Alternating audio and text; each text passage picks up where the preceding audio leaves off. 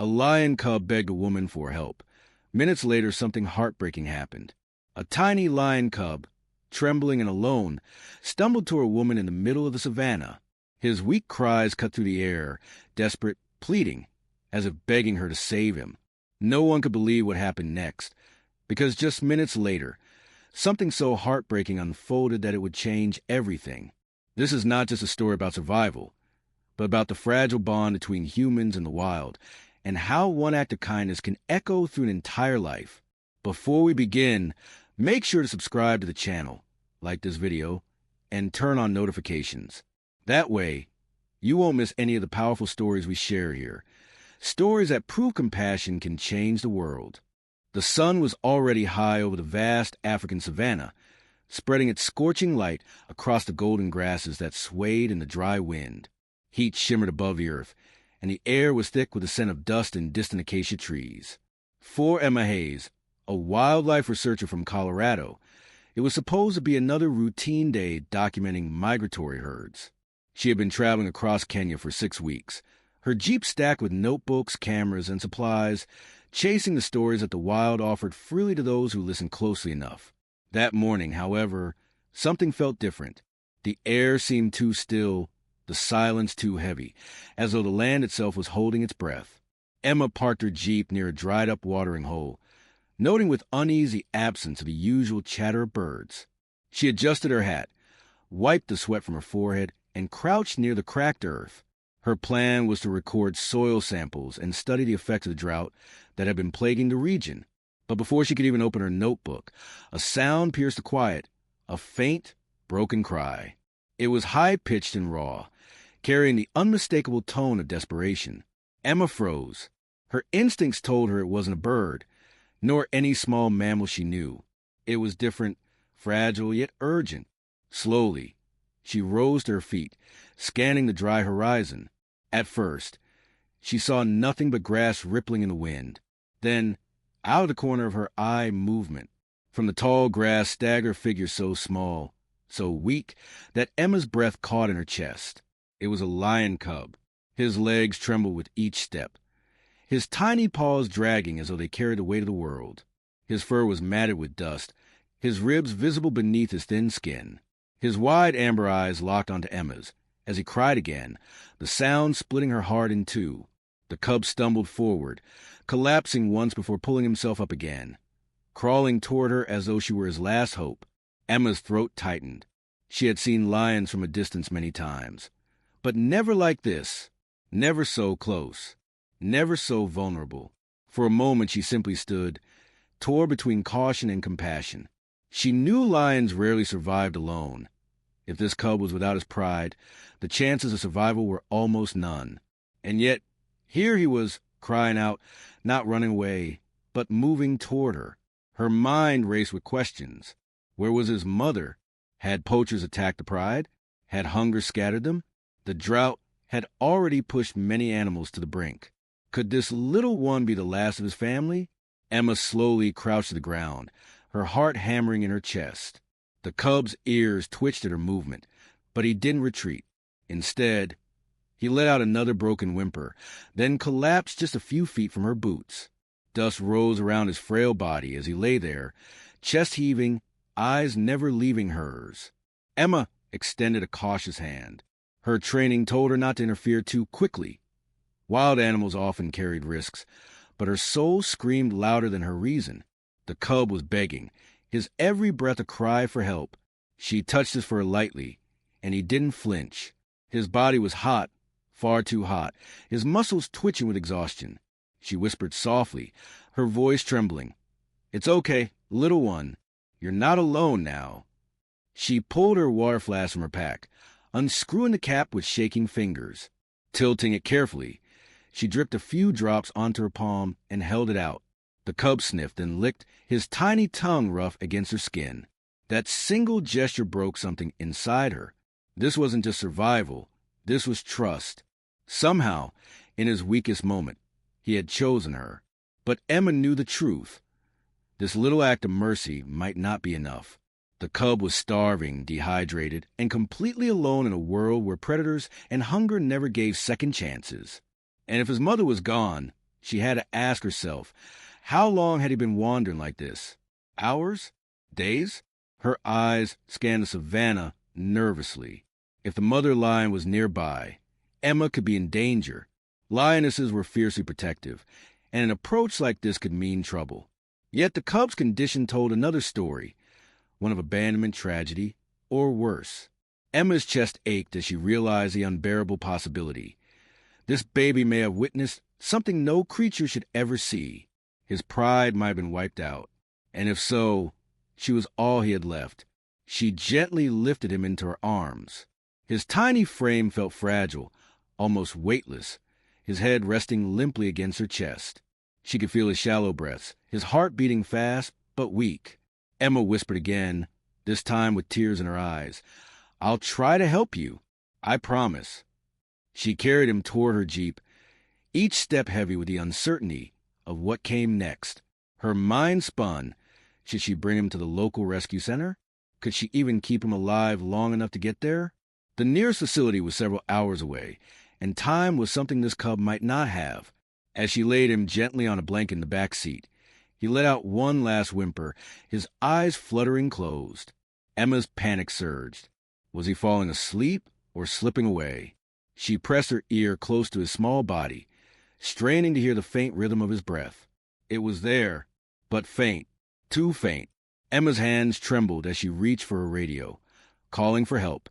Static crackled back. The drought had left many signals weak, and she was out of range. She was alone, stranded with a dying lion cub, and the weight of that reality hit her like a storm. She climbed into the driver's seat, turned the key, and the engine roared to life. Dust swirled around the tires as she sped toward the dirt road that led to the nearest village. Her eyes flicked constantly between the horizon and the weak form behind her. The savanna stretched endlessly, beautiful and cruel, indifferent to the tiny life fighting for survival in her care. Her voice cracked as she whispered to herself, "Please, hold on, just a little longer." And yet, deep down, a chilling thought pressed against her heart. What if it was already too late? The jeep rattled over the cracked dirt road, dust clouds rising behind the wheels like smoke. Emma gripped the steering wheel tightly, her knuckles white, eyes flicking constantly to the rear-view mirror where the tiny lion cub lay curled in the back on her blanket. Every bump of the road made her wince. The cub was too fragile, too weak, and each jolt felt like it could break him further. "Hold on, little one," she whispered, her voice trembling. "Just stay with me." The cub stirred slightly, a faint whimper escaping his throat. His eyes flickered open for a second, glazed and heavy, before closing again. Emma's heart lurched. She could almost feel the seconds ticking away, each one stealing a little more strength from him. The road ahead stretched endlessly across the savanna, framed by thorn bushes and lonely acacia trees, standing like sentinels against a blistering sun. Emma knew the closest village was at least an hour away, and from there, another 2 hours to reach the wildlife rescue station. The cub didn't have that long. Her mind raced. She remembered the emergency kit in the back of the jeep, bandages, disinfectant, some basic supplies for her research trips. She slammed the brakes, pulling to the side of the road. Dust swirled around her as she jumped out and ran to the back. The cub lay frighteningly still, his small chest rising shallowly. Emma's throat tightened. She grabbed her canteen again, dripping a few drops of water into his mouth. This time, he barely responded. Panic clawed at her chest. "Think, Emma, think." She remembered something an old ranger once told her. Dehydration kills faster than hunger. If you can keep the body hydrated, you can buy time. She rummaged through her kit and found a syringe with no needle, used for mixing chemicals in the field. Carefully, she filled it with water and squeezed a few drops at the corner of his mouth. Slowly, painfully slowly, his tongue flicked out, lapping at the moisture. Emma exhaled shakily. It wasn't much, but it was something. "You're a fighter," she whispered. "Don't give up now." She climbed back into the driver's seat and pushed the jeep forward again, the sun sinking lower in the sky. Shadows stretched across the land, and with them came new dangers. Lions weren't the only predators here. Hyenas, leopards, and even desperate scavengers roamed freely at dusk. Driving alone with a half-conscious lion cub was not just risky, it was dangerous. As if to prove her fears, a movement caught her eye to the left. Two spotted hyenas emerged from the tall grass, their eyes gleaming in the fading light. They trotted alongside the Jeep for a moment, curious, their noses twitching at the scent of weakness. Emma's chest tightened. They knew. They could smell the cub. She pressed her foot harder on the accelerator, the Jeep bumping violently over rocks and holes. The hyenas followed for a stretch, then peeled off, disappearing back in the grass with eerie laughter that echoed in her ears. Emma gritted her teeth. "Not today," she whispered fiercely. "Not him." The cub whimpered again, as though sensing the danger that had brushed so close. Emma glanced back, her heart softening at the sight of him curled on the blanket, his tiny body trembling but alive. She felt something stir deep inside her, a resolve that she hadn't expected. This wasn't just about research anymore. This wasn't even about rescue. This was about a promise. She had told him he wasn't alone, and she meant it. The Jeep roared over the dirt road, until finally, the faint lights of the village appeared in the distance. Relief washed over her, but it was short-lived. Smoke curled up from the cluster of huts, and she knew the village had few resources. There was no veterinarian, no proper supplies. At best, they might give her shelter for the night. At worst, she might waste precious time. Still, she had no choice. The cub needed stability, even for a few hours. She pulled into the village as the sun dipped below the horizon. Children running barefoot to see the dust-covered Jeep. Women carrying baskets stopped to stare. The sight of a foreigner wasn't unusual. But when Emma opened the back door and revealed the frail lion cub, a murmur rippled through the crowd. "Simba," one of the older men whispered, stepping closer. His lined face carried both awe and fear. "A lion." Emma raised her hands gently. "Please, he's just a baby. He needs water, food, anything you can spare." The villagers exchanged wary glances. Some stepped back, whispering. To them, lions were both sacred and dangerous, symbols of power, but also threats to their cattle and safety. Helping one was not a simple decision. Finally, an elderly woman approached, her eyes soft despite the caution in her steps. She carried a small clay pot of goat's milk and knelt beside the cub. Emma's heart lifted as the woman dipped her fingers in the liquid and touched it to the cub's lips. Slowly, weakly, he licked. The villagers gasped, their fear melting into wonder. The old woman nodded. "We help him tonight," she said in a voice that brooked no argument. "But tomorrow he must go. He does not belong here." Emma bowed her head in gratitude. "Thank you. Just one night. That's all I need." They carried the cub into a small hut, laying him gently on a woven mat. Emma sat beside him, watching as he managed a few more drops of milk. His breathing steadied slightly, and his tiny tail twitched once, as though life was sparking back inside him. Emma's heart swelled with fragile hope. Maybe, just maybe, he could survive this. But as the night deepened, the distant roar of adult lions carried across the savannah. Emma froze. The sound was haunting, powerful, and close. The villagers stirred nervously, some whispering prayers. If a pride was searching for a missing cub, they could arrive at any moment, and they would not take kindly to finding humans sheltering one of their own. Emma looked down at the cub, who whimpered softly in his sleep. For the first time since she found him, she wondered if saving him might put everyone here in danger. Her hand hovered above his tiny paw, torn between the instinct to protect and the fear of what might come of the darkness outside. And then, just before midnight, a chilling sound echoed from the edge of the village. Low, guttural, and close. A lioness, she was calling. The sound was unmistakable. A lioness's low, guttural call vibrated through the air like a warning bell. It was a voice of power and desperation, carrying across the silent village and striking fear into every heart that heard it. The cub stirred on the mat, his tiny body twitching as though recognizing the sound. His eyes fluttered open, hazy and weak, but his ears perked ever so slightly. Emma felt her heart tighten. Was this his mother calling? Or another lioness from a nearby pride? The villagers crowded at the edges of the hut, whispering urgently. Fear shimmered in their voices. "She comes for him," One muttered, "If she finds him here, she will kill us all." Emma swallowed hard, her mind spinning. She had studied lions long enough to know the danger. A mother lioness could fight to the death for her cub, even against impossible odds. And if this truly was a cub's mother, she might not pause long enough to see that Emma had saved his life. The cub let out a small, pitiful cry in response to the roar outside, his head lifting for just a moment before falling back against the mat.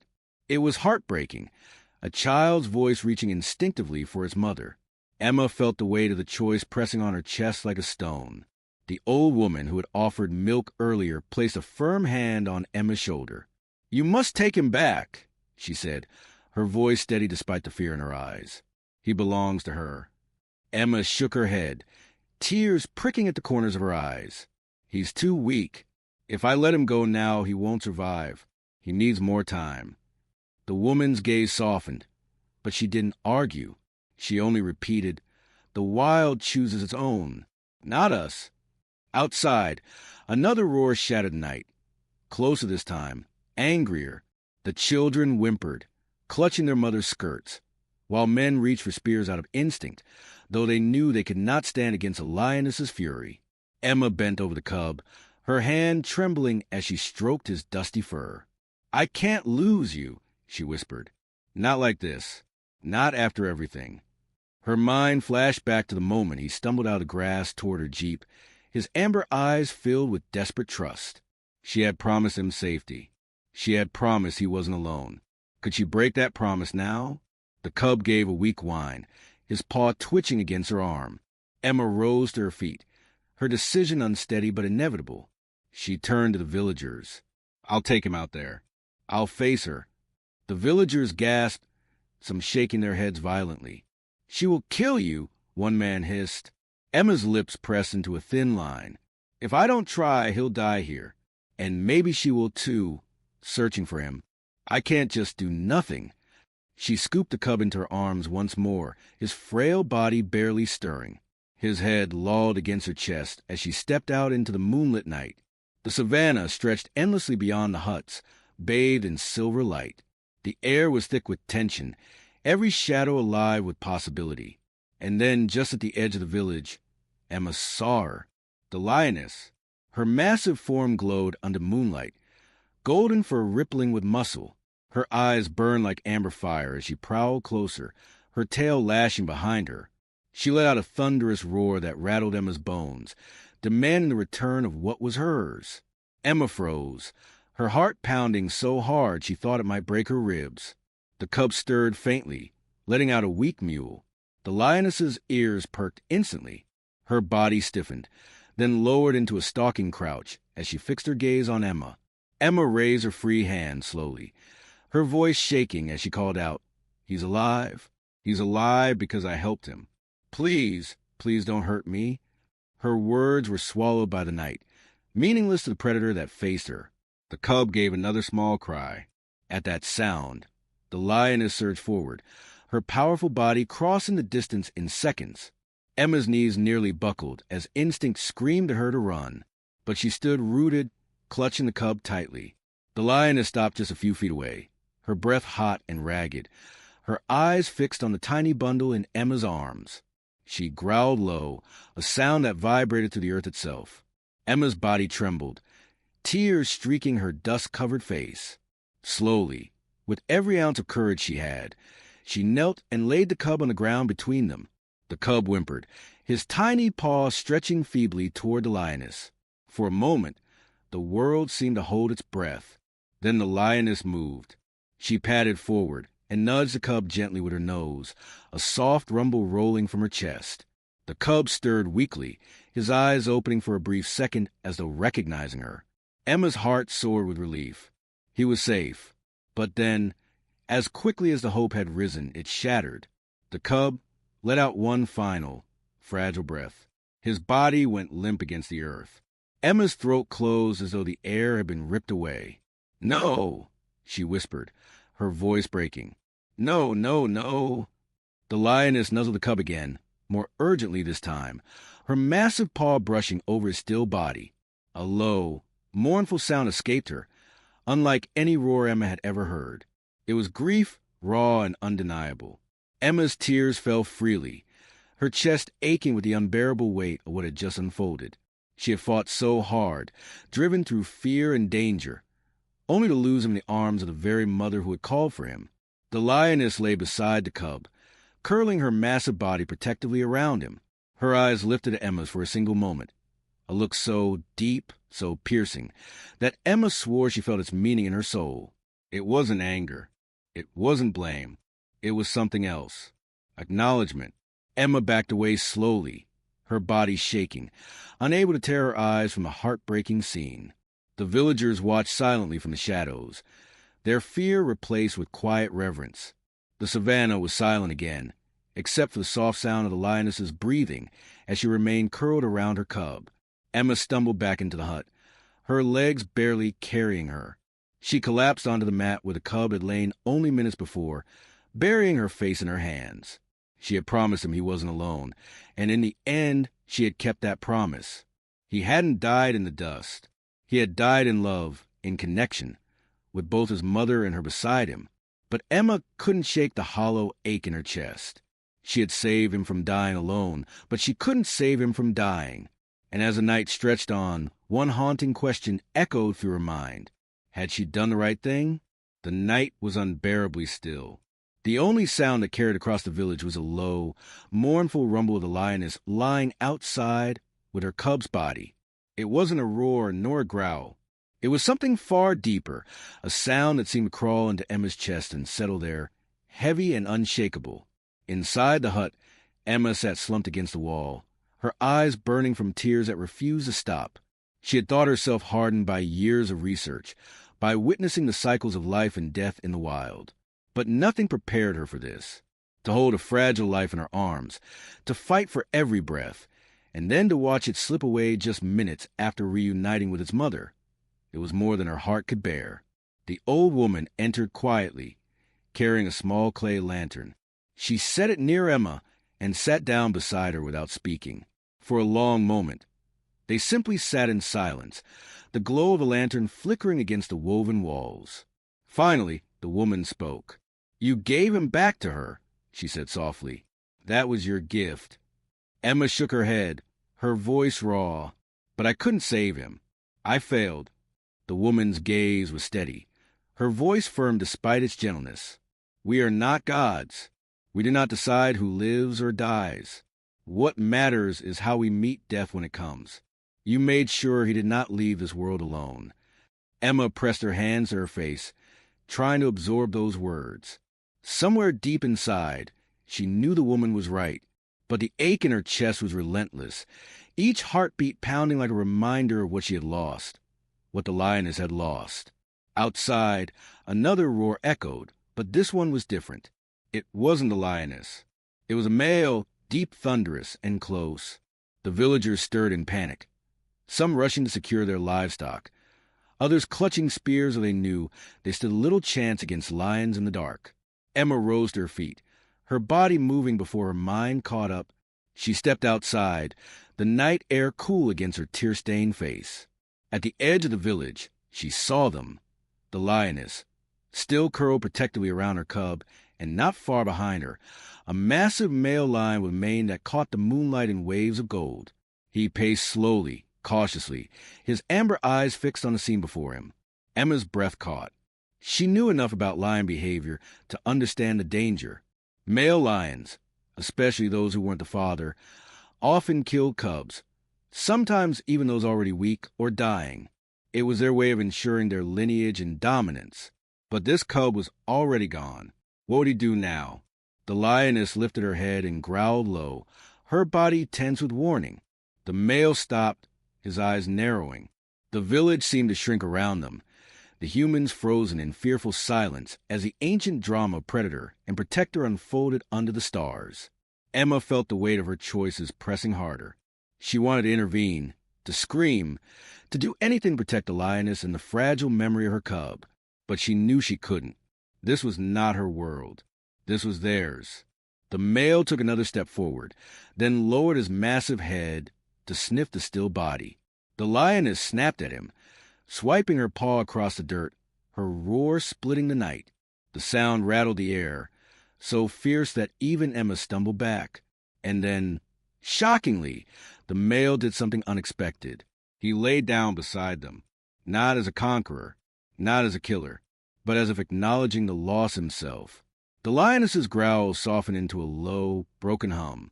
The two of them, side by side, kept their vigil over the tiny body between them. Emma's tears returned, streaming silently down her cheeks. It was a rare sight.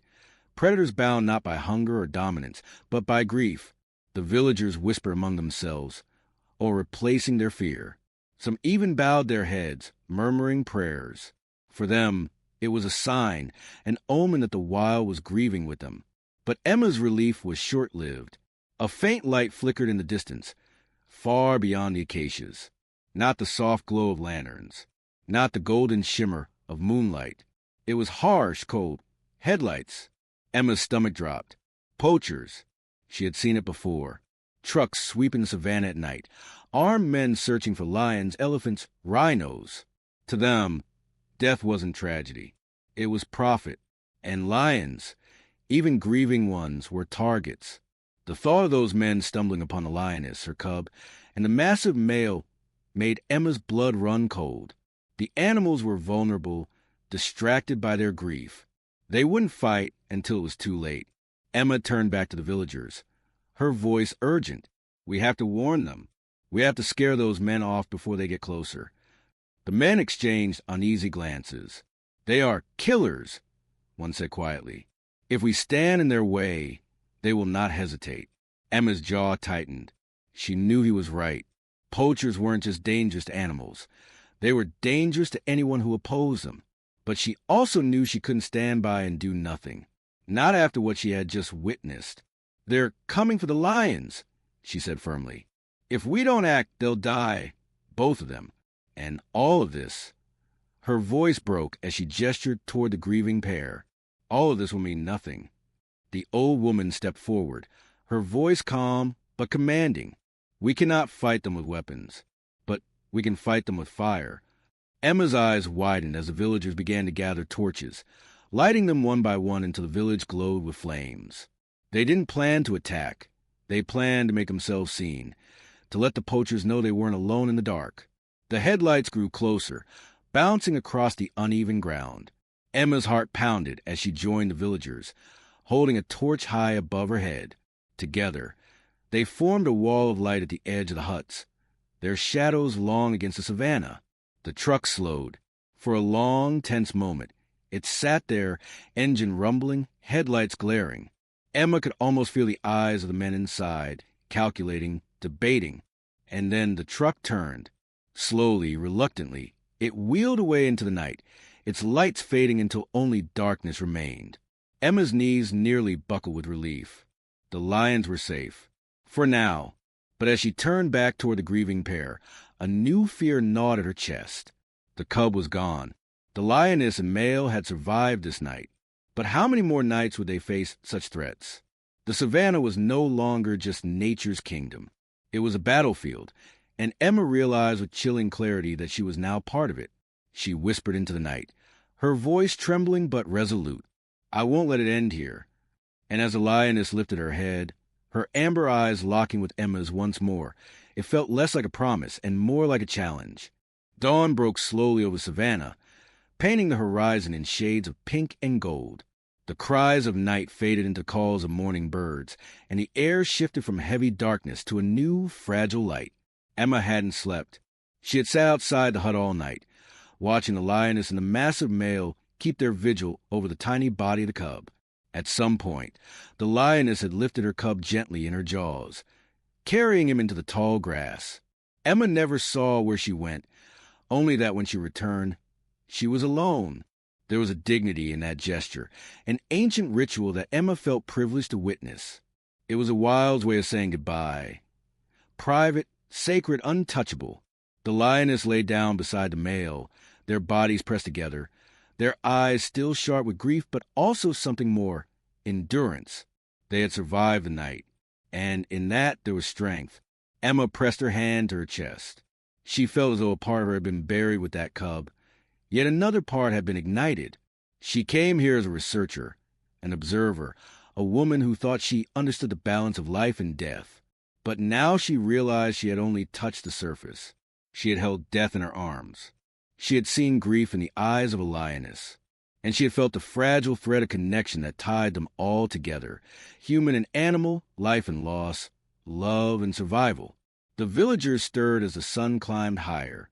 Children played again, their laughter tentative but returning, while women began preparing morning fires. Life, relentless in its persistence, moved forward. But Emma knew she could not return to her old routines. She stood, dust clinging to her clothes, exhaustion written across her face, and yet there was fire in her eyes. She walked back to her jeep, brushing her hand against the worn pane of the door. This vehicle had carried her through the wild, but now it carried a different mission. The old woman approached, leaning on her cane, her gaze steady. "You have seen now," she said simply. Emma nodded, her throat tight. "I've seen too much to stay silent." The woman gave a small smile, one that held both sadness and wisdom. "Then you must carry it. His story, her grief, all of it. The world forgets too quickly. You must make them remember." Emma swallowed hard, the weight of responsibility pressing into her bones. She thought of the cub's amber eyes, his fragile cries, his tiny paw twitching against her arm. He hadn't survived, but maybe his story could. Maybe his short life could mean something bigger than either of them had ever known. She climbed into the jeep, turning the key. The engine rumbled to life, the same sound it had made yesterday. But everything was different now. She glanced one last time at the lioness. The big cat lifted her head, eyes locking with Emma's once more. It wasn't anger. It wasn't even grief anymore. It was recognition. Emma felt her chest tighten. In that moment, she understood. The lioness had entrusted her with something greater than just memory. She had entrusted her with truth. As the jeep rolled away, dust curling in the rising sun, Emma whispered into the wind, "I'll tell them. I'll tell the world about you, about him. I promise." The savannah stretched out endlessly ahead, a land both cruel and beautiful, merciless and tender. Emma no longer saw it as just research ground. She saw it as a battlefield of compassion, a place where survival was never guaranteed, but courage could always shine through. Back in her camp weeks later, Emma poured herself into her writing, her photographs, her recordings. Every detail that night. The cub's desperate cries, the lioness's grief, the poacher's headlights, the firelit village. She preserved it all. She refused to let the world look away. And when her story was finally published, it spread far beyond what she had ever imagined. People wept. People raged. People remembered. The cub's life had lasted only days, but his story traveled across oceans. It reminded the world of what was fragile, what was sacred, and what was worth fighting for. Emma stood once more on American soil months later, speaking to a crowd at a wildlife conference. She told them about the cub, about the lioness, about the night when grief and courage shared the same breath.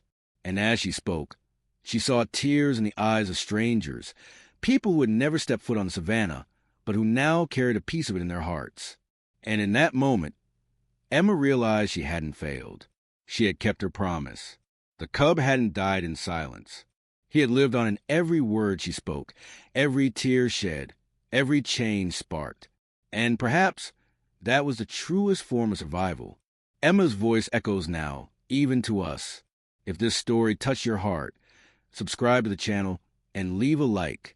Share it with someone who believes in compassion and courage, because sometimes even the smallest life can leave the greatest legacy.